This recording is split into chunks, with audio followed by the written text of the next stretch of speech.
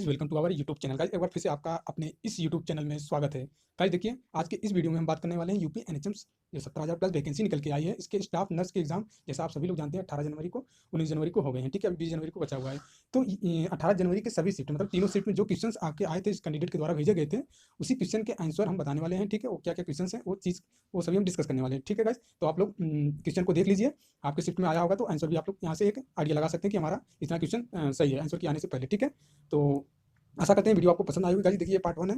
अगर इस पार्ट 1 में पूरे क्वेश्चन हो जाते हैं तो ठीक है ना, नहीं तो अदरवाइज आपका नहीं कंप्लीट हो पाता है तो पार्ट 2 आएगा। ठीक है गाइस, तो चलिए शुरू करते हैं वीडियो। चलिए गाइज हम स्टार्ट। तो देखिए गाइज, आपके 18 तारीख जनवरी को और आपके 19 जनवरी को जो आपके क्वेश्चन पूछे गए थे उनको हम एक बार आपके देखिए मेमोरी वोल्ट क्वेश्चन है और ये क्वेश्चन आपके रियल्स और अथेंटिक है। तो देखिए गाइज, आपका जो पहला क्वेश्चन यहाँ पे है, आपका देखिए क्वेश्चन पूछा गया है, यहाँ पे पूछा गया है कि कितने महीने में बेबी बिना सहारे के बैठ सकता है। तो देखिए गाइज, इसका ऑप्शन होगा, आपका आंसर होगा 4 से लेके 7वें महीने में बच्चा क्या करता है, वो उसको सहारा नहीं देने पड़ता और वो आसानी से बैठ जाता है। ठीक है, तो ये क्वेश्चन आपका पूछा गया था। और यहाँ पे देखिए आप पढ़े होंगे फीटस रिप्रेजेंटेशन। तो देखिए जो फीटस रिप्रेजेंटेशन होता है ये आपका मेनली आपका दो ही टाइप का होता है। एक आपका क्या होता है, सिफेलिक प्रेजेंटेशन। क्या होता है आपका सिफेलिक प्रेजेंटेशन? ये प्रेजेंटेशन आपका एकदम सही माना जाता है। अगर सिफेलिक प्रेजेंटेशन है तो नॉर्मल डिलीवरी हो सकती है, लेकिन अगर ये ब्रीज प्रेजेंटेशन होता है, तो ये नॉर्मल डिलीवरी होने में प्रॉब्लम हो सकती है। तो यहाँ पे फीटस प्रेजेंटेशन से क्वेश्चन पूछे जा रहे हैं, तो इस टॉपिक को आप अच्छे से पढ़ लीजिएगा। अब यहाँ पे देखिए कमेंट में ये क्वेश्चन यहाँ पे नहीं बताया गया था, सिर्फ इन्होंने कमेंट यही किया था कि फीटस प्रेजेंटेशन से क्वेश्चन आपका आया था। फिर यहाँ पे देखिए सिंपल क्वेश्चन आपका पूछा गया, कॉलरा काजेटिव एजेंट। तो कॉलरा आपका किस वजह से होता है? तो देखिए जो आपका कॉलरा होता है वो आपका विब्रियो एक बैक्टीरिया होता है। विब्रियो आपका क्या होता है, बैक्टीरिया होता है, उसकी वजह से विब्रियो कॉलरी की वजह से आपका क्या होता है, कॉलरा होता है। और यहाँ पे देखिए आपका जो क्वेश्चन पूछा गया है, मेटाटार्सल हड्डी कितनी होती है? तो देखिए मेटाटार्सल जो आपका बोन्स होता है ये आपका इसमें 5 बोन्स होता है। कितना होता है आपका? 5 बोन्स होता है। ठीक है। फिर यहाँ पे आपको पूछा गया ओआरएस का संघटक। तो ओआरएस में क्या क्या होता है? ओआरएस में आपका देखिए यहाँ पे क्या क्या होता है, देखिए ओआरएस में आपका देखिए यहाँ पे NaCl होता है और यहाँ पे आपका ग्लूकोज होता है। ठीक है, और यहाँ पे आपका पोटेशियम क्लोराइड होता है। तो ये ऑप्शन में दिया गया होगा, उस ऑप्शन में या तो पूछा होगा कि इसमें कौन सा नहीं पाया जाता। ये ऑप्शन आपका ओआरएस में ये होता है। ठीक, फिर उसके बाद आपका पूछा गया है, देखिए आपका पूछा गया डायरिया। डायरिया से क्वेश्चन था, डायरिया से यही पूछा गया होगा, डायरिया किसकी वजह से होता है? डायरिया भी आपका क्या होता है, ये कंटामिनेटेड फूड्स या फिर वाटर की वजह से होता है, या ये भी आपका बैक्टीरियल डिजीज है। अब यहाँ पे क्वेश्चन आपका पूछा गया वास। वास का पूरा नाम आपका क्या होता है? तो देखिए वास का पूरा नाम होता है वाटर सैनिटेशन एंड हाइजीन। तो ये भी देखिए आपका जब कोई भी पर्सन यहाँ पे आप देख लीजिए उसके हैंड्स गंदे होते हैं तो वो धुलने में उससे रिलेटेड है, इसीलिए इसका पूरा नाम क्या आपका वाटर सैनिटेशन एंड हाइजीन। अब यहाँ पे देखिए ये आपका इंपॉर्टेंट क्वेश्चन यहाँ पे है मेंस्ट्रुअल साइकिल। मेंस्ट्रुअल साइकिल से कई क्वेश्चन पूछे जा रहे हैं, हर शिफ्ट में क्वेश्चन पूछे जा रहे हैं और हर दिन आपके क्वेश्चन पूछे जा रहे हैं। मेंस्ट्रुअल साइकिल्स में यहाँ पे आप फेजेस पढ़ के जाइए, मेंस्ट्रुअल साइकिल के कितने फेजेस होते हैं, कौन से फेज में आपका क्या होता है, ये क्वेश्चन आप पढ़ के जाइएगा। जैसे आपका ओव्यूलेशन हो गया, ल्यूटियल फेज में जैसे आपका ओव्यूलेशन वगैरह होता है, ये सारे फेज आप पढ़ के जाइए। और आपका देखिए यहाँ पे एनाटॉमी फिजियोलॉजी से आपका भी क्वेश्चन आया है। एनाटॉमी फिजियोलॉजी से देखिए आपका क्वेश्चन आया है रेसिडुअल वॉल्यूम। तो रेसिडुअल वॉल्यूम कुछ बच्चे कह रहे हैं सर इस टॉपिक से क्वेश्चन आ ही रहा है, किसी शिफ्ट में रेसिडुअल वॉल्यूम पूछा गया कितना होता है, वो आपको 1200 ml होता है। या फिर किसी शिफ्ट में पूछा गया था टाइडल वॉल्यूम कितनी होती है, ये पूछा गया है, टाइडल वॉल्यूम आपका 500 ml होता है। तो ये क्वेश्चन आप रिस्पायरेटरी सिस्टम वाला ये वॉल्यूम पढ़ के जाइए। ठीक है, फिर यहाँ पे आपका पूछा गया फुल फॉर्म से क्वेश्चन आपके पूछे जा रहे हैं हर शिफ्ट में। तो जितने भी आपके नर्सिंग से रिलेटेड जो भी आपका फुल फॉर्म है वो आप देख के जाइए। तो यहाँ पे गोभी का फुल फॉर्म पूछा गया, तो गोभी का देखिए फुल फॉर्म क्या होता है। गोभी का आपका फुल फॉर्म होता है ग्रोथ मॉनिटरिंग। क्या होता है आपका?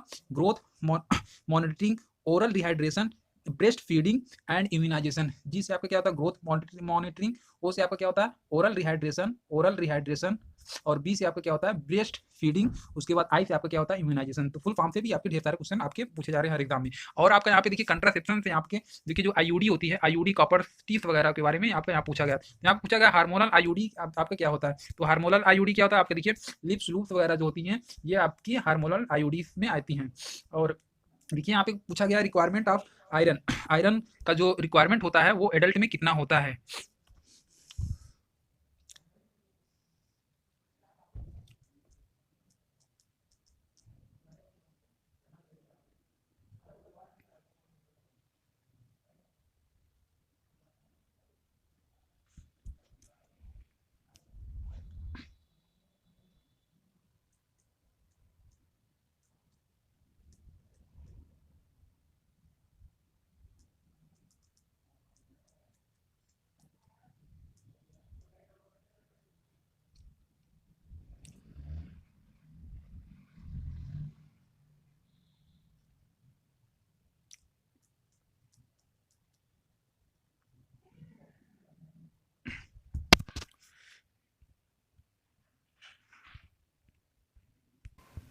और गाइस देखिए यहाँ पे आपका रिक्वायरमेंट ऑफ आयरन एडल्ट पूछा गया, रिक्वायरमेंट ऑफ आपका आयरन एडल्ट में आपके देखिए डोज पूछा गया कि जो एडल्ट पोर्सन होते हैं उसमें आयरन का डेली का रिक्वायरमेंट डोज पूछा गया। तो ये लगभग आपका 8 से लेके आपका 10 mg तक आपका होता है। ये डिपेंड करता है आपके आंसर ऑप्शंस में क्या दिया गया था। और आपका यहाँ पे देखिए ग्लूकागान का श्रावण कहाँ से होता है, तो ग्लूकागान का सिक्रीशन आपका कहाँ से होता है। तो देखिए अब ये पैंक्रियाज से आपका पूछा जा रहा है क्वेश्चन। तो जो भी आपकी इंडोक्राइन ग्लैंड से वो एक बार देख लीजिएगा, जितने भी हार्मोन है कहाँ से निकलते हैं ये देख लीजिएगा। जैसे ग्लूकागान का श्रावण आपका कहाँ से होता है, पैंक्रियाज के अल्फा सेल से पूछा गया था। अब हो सकता है आप किसी न किसी शिफ्ट में आपका ये पूछा जाए कि इंसुलिन का सिक्रीशन कहाँ होता है, तो इंसुलिन का सिक्रीशन आप कहाँ से बताएंगे, पैंक्रियाज के बीटा सेल से आपका होता है। और एक टॉपिक आपका है फर्स्ट एड से आपके क्वेश्चन पूछे जा रहे हैं। तो जैसे आपका स्नेक बाइट्स हो गया या बर्न से हो गए ना, तो उस समय या फिर किसी को स्ट्रोक पड़ गया, शॉक पड़ गया, तो उस कंडीशन में ये सारे टॉपिक आप एक बार फर्स्ट एड अच्छे से पढ़ के जाइएगा। यहाँ से हर शिफ्ट में एक क्वेश्चन आपको देखने को मिल रहा है।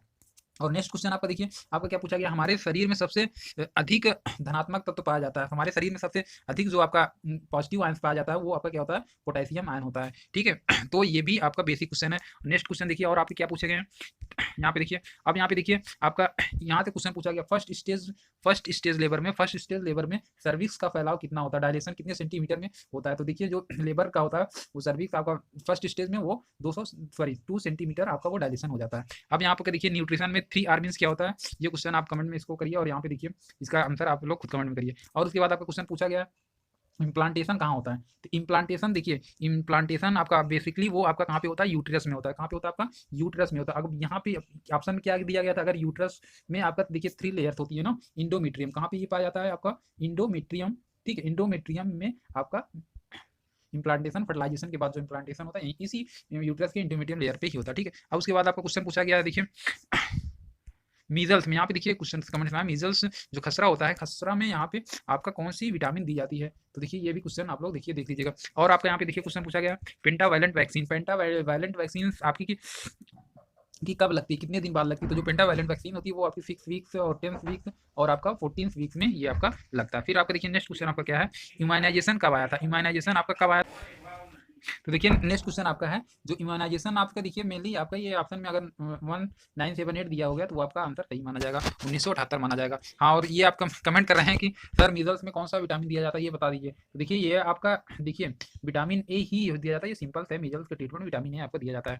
तो चलिए आपका नेक्स्ट क्वेश्चन देख लेते हैं क्या है, गर्भाशय की लंबाई कितनी होती है। तो देखिए जो आपकी गर्भाशय की लंबाई होती है ये आपका 50 से लेकर 60 सेंटीमीटर तक का होता है। अब ये डिपेंड करता है आंसर में क्या दिया गया था। फिर आपका देखिए यहाँ पे एनाटॉमी का क्वेश्चन पूछा गया है, ये आपका ग्लोमेरुलर फिल्ट्रेट रेट फिजियोलॉजी का क्वेश्चन है, आपका स्क्रीटरी सिस्टम का है, किडनी से रिलेटेड क्वेश्चन है। तो ये आपका 125 मतलब देखिए ये सारे क्वेश्चन देखिए कई क्वेश्चन यहाँ पे हैं जो अभी एनएसएम ने एग्जाम कराए थे आपके फार्मासिस्ट के, एएनएम के, तो वहाँ से क्वेश्चन आपके मिलते जुलते हैं। जैसे एनाटॉमी फिजियोलॉजी का क्वेश्चन हो गया, एएनएम से भी कुछ क्वेश्चन आपका डायरेक्टली वही उठा लिया गया है। फिर आप यहाँ पे देखिए बेसल बीएमआई से क्वेश्चन पूछा गया था, इसका देखिए फुल फॉर्म ही ये पूछा गया था। तो जो आपका बीएमआई होता है, बीएमआई का फुल फॉर्म ही पूछा गया था ना, तो इसका आपका क्या होगा, बेसल मेटाबॉलिक इंडेक्स होता है। ठीक है, बीएमआई ये आपका फुल फॉर्म भी पूछा गया। तो हाँ, फुल फॉर्म से मैंने बताया कि क्वेश्चन आपके पूछे जा रहे हैं। अब यहाँ पे देखिए टेम्परेचर, तापमान को कौन सी आपकी ग्रंथि है जो नियंत्रित करती है, तो ये क्वेश्चन आपका साथ पूछा गया था। तो हमारे बॉडी में आपको क्या है, हाइपोथैलेमस जो ग्लैंड है, हाइपोथैलेमस वो आपका क्या करता है, भूख का भी, प्यास का और आपका तापमान का, टेम्परेचर को भी वो हाइपोथैलेमस रेगुलेट करता है। नेक्स्ट क्वेश्चन आपका देखिए यहाँ पे आपका पूछा गया लेबर रूम में कितने नर्सिंग स्टाफ होते हैं। तो लेबर रूम में देखिए आपके कितने नर्सिंग स्टाफ होते हैं, लेबर रूम में आपका 1 staff nurse for each labour table, जितने भी वहाँ पे लेबर टेबल होते हैं उसके हिसाब से वहाँ पे आपके स्टाफ नर्स आपके मौजूद होते हैं। और यहाँ पे देखिए क्वेश्चन आपका पूछा जा रहा है, ये क्वेश्चन मैं आपको बता दे रहा हूँ, हर शिफ्ट में यहाँ से आपको क्वेश्चन पूछे जा रहे हैं। मैं एक ट्रिक के माध्यम से आपको बता दे रहा हूँ। यहाँ पे पूछा जा रहा है माइक्रो न्यूट्रिएंट्स के एग्जाम्पल्स आपसे पूछे जा रहे थे और माइक्रो न्यूट्रिएंट्स के एग्जाम्पल पूछे जा रहे हैं। तो माइक्रो न्यूट्रिएंट्स आपके कौन कौन से हैं, तो चलिए मैं आपको बता देता हूँ कौन कौन से। देखिए carbon, hydrogen, oxygen, phosphorus, potassium, nitrogen, sulphur, उसके बाद आपका कैल्शियम, आयरन देखिए दोनों में आता है, और मैग्नीशियम। इतने आपके ये आपके क्या है, माइक्रोन्यूट्रिएंट्स। मैं आपको एक ट्रिक बता दूं, आप देखिए मेरे साथ बोलिए, CHO, पिकन्स, कैफी, माइटी गुड। तो ये आपका माइक्रोन्यूट्रिएंट्स हो गया। और आपको देखिए माइक्रोन्यूट्रिएंट्स आपका क्या होता है, माइक्रोन्यूट्रिएंट्स का एग्जांपल पूछा जा रहा है। तो देखिए माइक्रोन्यूट्रिएंट्स में आपका क्या होगा, माइक्रोन्यूट्रिएंट्स में आपका देखिए बोक्यू, मंजन, मोकल, एक आप याद कर लीजिएगा ठीक क्या होता है, बोक्यू, बो फॉर आपका क्या हो जाएगा, बोरान, बोक्यू, क्यू फॉर कॉपर, एम मंजन, एम देखिए मैग्नीज, जिंक, Cl क्लोरीन। तो बोक्यू, मंजन, मोकल, और एक आपको छूट गया मोलिब्डेनम। तो ये आपके क्या होते हैं, माइक्रोन्यूट्रिएंट्स। मैंने बताया फर्स्ट एड से ही आपके क्वेश्चन पूछे जा रहे हैं। बर्न टॉपिक से आपका क्वेश्चन पूछा गया तो उसको आप देख लीजिएगा।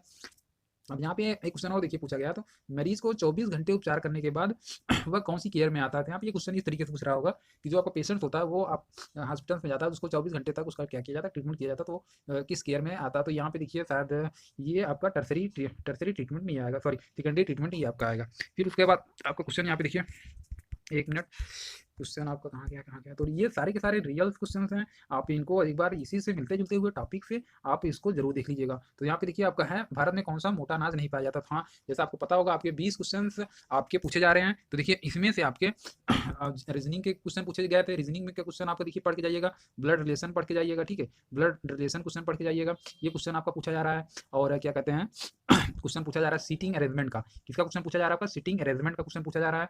और आपका क्वेश्चन पूछा जा रहा है, बेसिक क्वेश्चन आपके पूछे जा रहे हैं, कुछ क्वेश्चन आपके कंप्यूटर से भी पूछे जा रहे हैं, वहाँ पे साट की वगैरह आप देख लीजिएगा। तो गाइज वीडियो अगर आपको अच्छा लगा हो तो प्लीज़ हमारे चैनल को लाइक, शेयर और सब्सक्राइब करिए। और गाइज आप विश्वास करिए, इस चैनल पे आपको रियल्स और ऑथेंटिक्स आपके चीज़ें बताई जाती हैं, क्योंकि यहाँ पे देखिए ये क्वेश्चन आपको बहुत ही मेहनत से, प्रयास से बताया गया है कि यहाँ पे ये क्वेश्चन आपके कोई फेक नहीं है। और सारे के सारे क्वेश्चन आपके एग्जाम में 18 तारीख, ये मैं नहीं बता सकता कि किस शिफ्ट में पूछे गए हैं, लेकिन ये क्वेश्चन आपके 18, 19 तारीख के क्वेश्चन आपके पूछे गए हैं, क्योंकि ये कई शिफ्ट में एग्जाम हुए हैं, तो वहाँ पे ये शिफ्ट में बता पाना मुश्किल है, लेकिन सारे के सारे क्वेश्चन आपके रियल्स हैं। और यही टॉपिक आप जरूर पढ़ के जाइएगा, क्योंकि मैं पहले भी बता चुका हूँ कि जितने भी स्टूडेंट थे उन्होंने यही बताया कि सर जितने भी टॉपिक फर्स्ट शिफ्ट में जैसे क्वेश्चन पूछा गया उसी से मिलता जुलता हुआ आपके सारे शिफ्ट में क्वेश्चन पूछा जा रहा है। क्योंकि देखिए क्वेश्चन का जो पैटर्न है लगभग सारे टॉपिक का वही है, सिर्फ यहाँ पे क्योंकि नॉर्मलाइजेशन होना है, तो नॉर्मलाइजेशन होने का मेन रीजन यही है कि सारे का जो शिफ्ट का पेपर आ रहा है वो लगभग एक ही जैसा आ रहा है, ठीक है। तो इसीलिए आप लोग इस क्वेश्चन को, जिनका आपका 20 तारीख का पेपर है, वो एक बार देख लें और अच्छे से उस टॉपिक को पढ़ के जाएं। तो ठीक है गाइज, आज तक यहीं, फिर कल आपका फिर एनालिसिस होगा नए क्वेश्चन के साथ, ठीक है। Okay guys, thank you.